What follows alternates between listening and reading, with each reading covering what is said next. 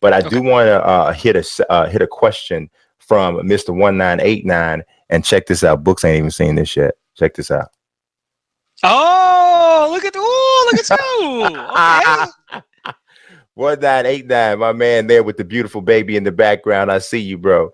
Ask us, bro. He says, do you see us eventually having more freedom adjusting the pie charts? And he continues, like, what if I wanted to 40, 40, 10, 10 my pie chart? Which, here's the thing. I feel like initially, right, when they first rolled out that you could you would have more freedom. There wouldn't be all these restrictions with the arcs, right? I was like, yeah. But now I'm starting to see that if they're like Mike Wang's already tweaking stuff, right? Based off of people's feedback, right? And that's what a demo is for.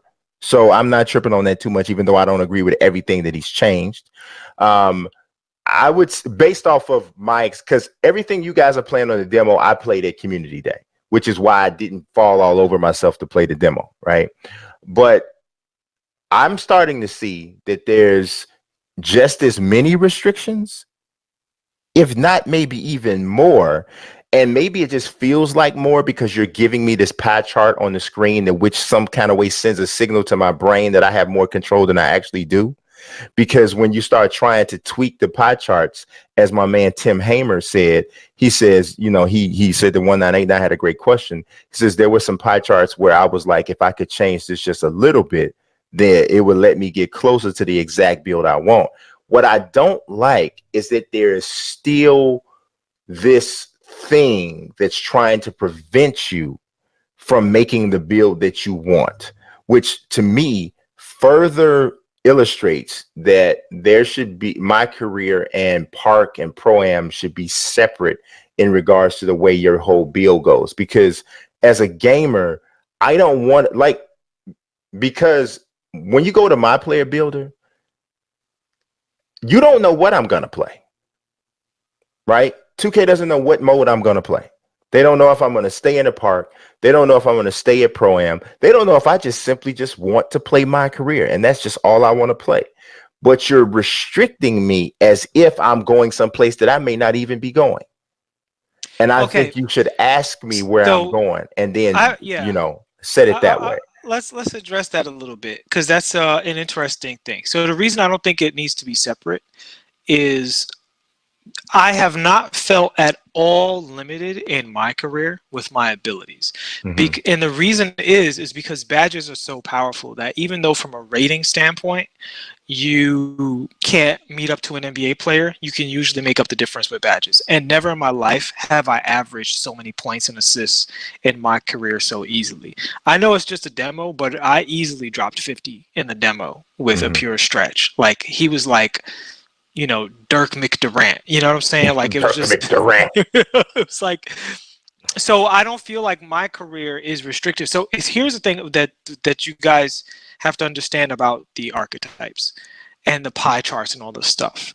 The big nerf is they won't allow you to have certain combinations of size and speed. That's really all it comes down to.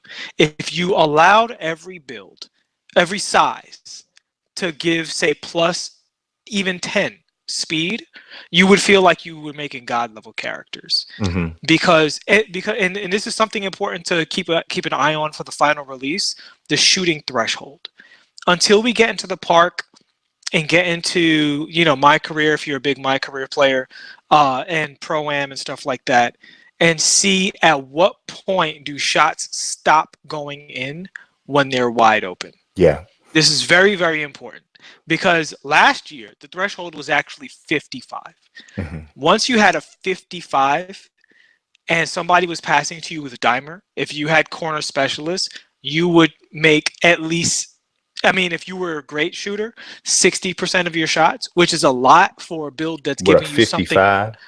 Yeah, for something, and the build is giving you elite somewhere else, right? Mm-hmm. So they're blocking shots and catching oops and getting steals, and they're money from the corner, right? Now, once it got to 65, a less skilled player is getting that same percentage, and a higher skilled player is just not missing at all. If you watch those Ticino matchups where he came to the States and played all of the best park players, at least the best ones on YouTube. Mm-hmm. Those bigs, those lockdowns and glass cleaners, which is a little tiny bit of 3-point shooting in their build, those guys almost never missed. Yeah. And outside of Poor Boy Sin, I don't even think any of those guys had Hall of Fame dimer. Yeah. No. I think everybody else had like maybe gold. Lamonster probably did because he had the 99 play sharp, but everybody else had gold or less, right? And these guys are still making every shot.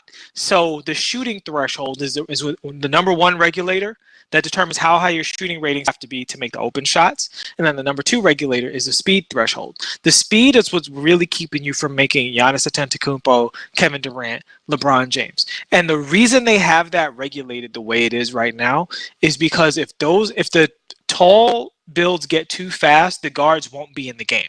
And if you take the guards out of the game, you get what we had last year, where we had size creep, where by the end of the year, it was all centers and forwards. And there was almost no reason to have a guard in 3v3 or up.